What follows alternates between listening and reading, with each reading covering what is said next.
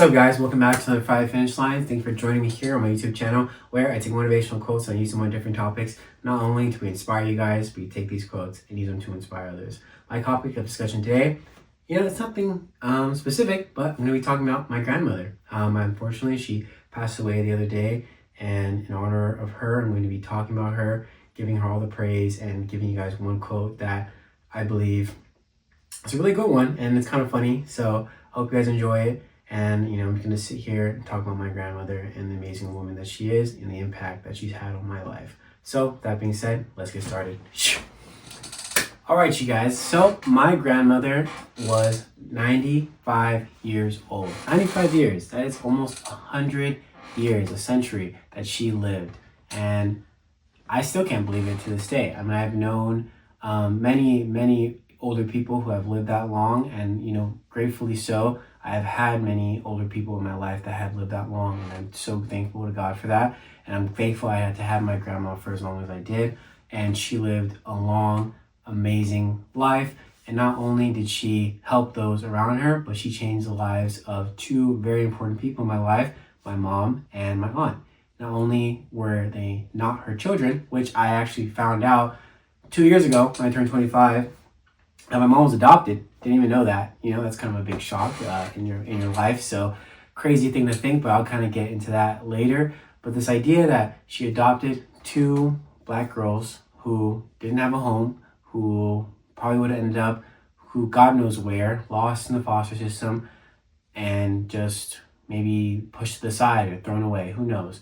But my grandma saw them, saved them, took them in, and raise them to be the wonderful and amazing women that they are. And that just goes to show her type of character and her type of personality when it came to those around her. And she was always like that, always helping, always kind, maybe not super kind, just very straight up. My grandma would definitely tell you how it is, and she was not afraid to do that. She was very strict. She did run a strict program, and I could tell that just based off what my mom is and being around my grandma when I was very little. Obviously, when you're young, you don't remember a whole lot, especially when it comes to hanging out with your grandparents. And maybe some of you feel this way, but this idea that, when you're very young and you're hanging around them, they're already pretty old, like you kind of forget that, it's a crazy thing to think. But, when I'm born, my grandma was like maybe 60 something, and late 60s, and nearing that time frame of her life. And so as you get older and you start to want to hang out with your grandparents more, you start to see that, man, they are getting older, and that may scare you. But I'm here to say to you guys, be with your grandparents, love them, listen to them. They have amazing stories to tell you. And my grandma lived through some amazing things. She made it through a pandemic. She lived through slavery, where she actually was a slave for a bit and picked cotton. Lived in Texas for a long time, ended up moving out here to California, bought a home in LA, which is super gentrified now. It's crazy to see that area where I experienced a lot of growth in my life, just basically growing up and seeing how it's changed now. Still live there till the day she died, and prospered in that. She worked for the airline, so she traveled and experienced the world. Maybe not the whole world, but at least in the United States.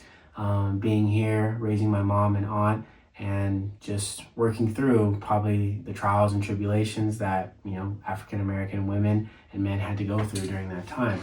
So I look back and I think, wow, not only was my grandmother selfless, but she was tough. She fought through these things. And even till her last years, she amazed me. She didn't stop driving until, I'm going to say, like 3 or 4 years ago. So she was like 90 something. She was still driving, maybe not the best driver, but still good enough in my eyes. I would still ride with her. So good enough in my eyes. And she was always very active, moving, got up early, never wasted a day. And she was always doing something. So, towards the end of her life, kind of seeing her being a little bedridden, it hurts to see that, because you see someone who's always up and lively, and you see them kind of taken away from them. But now she's up in heaven. She's probably racing a Ferrari, enjoying her time with no pain, no suffering, and just being alive and free. And so the quote I'm going to leave you guys off with from her that I thought was very funny, but also, very true and very inspiring in a way. When COVID started coming around, me and my mom went to go visit her. We didn't go inside because, we didn't want to risk getting her sick. And she's like, why don't you come inside? What are you doing outside? And my mom just said, Grandma, Mom, there's a pandemic. Like, you don't want to get you sick. And she's like, if it's for me, if it's meant for me, it'll come to me. And I just thought that was a really beautiful thing. And it really showed that she was very present in what was happening and really let things, let God.